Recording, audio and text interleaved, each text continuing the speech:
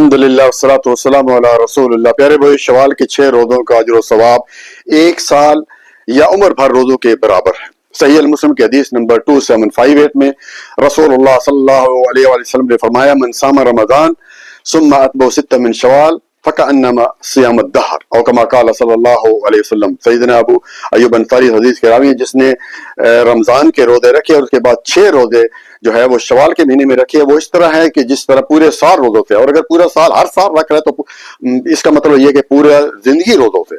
इसी तरह प्यारे भाइयों, ये क्यों इस तरह है? 36 रोज़े हैं और पूरी जिंदगी का सवाल, ये पूरे साल का किस? इसलिए कि अल्लाह रब्बुल आलमीन ने सूरत अनआम आयत नंबर 160 में क्या फरमाया, मन जा बिल हसनत फलहु अशरु अमसालिहा, कि जो शख्स एक नेकी लेके आएगा हम उसको कम से कम 10 नेकियों के बराबर अजर देंगे।